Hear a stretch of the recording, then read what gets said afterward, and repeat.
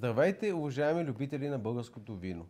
Екипът на винената медия Divino предлага за 10-ти път класацията на най-добрите български вина Divino Top 50. С работата си по тази класация ние се опитваме да открием и да покажем най-доброто, което българските винари са сътворили. За изминалите 10 години мисията на класацията не се е променила. Идеята винаги е била да поощрим българските винари, които не само са се посветили на най-високото качество, но и които мислят модерно, имат нестандартни идеи и успяват да ги реализират.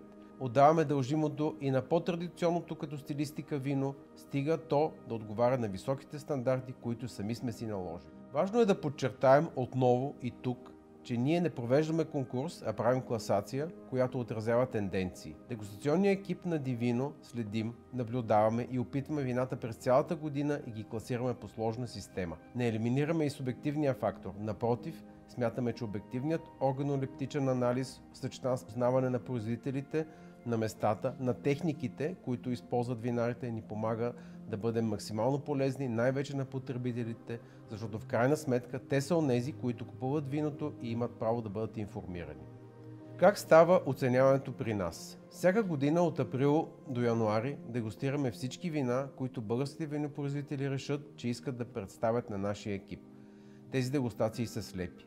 Оценяването е в графата обективно, доколкото това е възможно, щом става дума за продукт, чиято основна цел е да въздейства положително на рецепторите ни.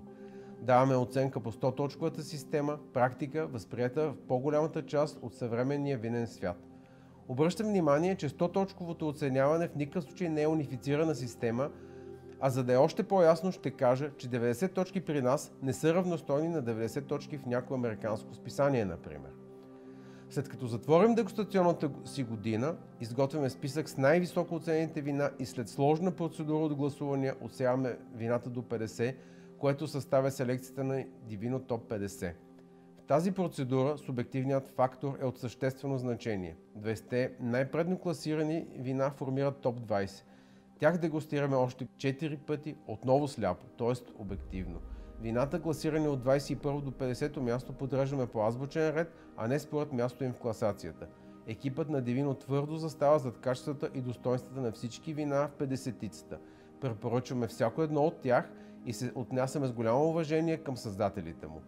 Според нашия екип, топ 50 е селекцията от най-добрите български вина за изминалата година и точната й подредба след топ 20 не е от толкова голямо значение. Все пак остава иерархията при първите 20. Не само за да се запази интересът и интригата в класацията, но и защото най-високите отличия дават допълнителна мотивация на всички.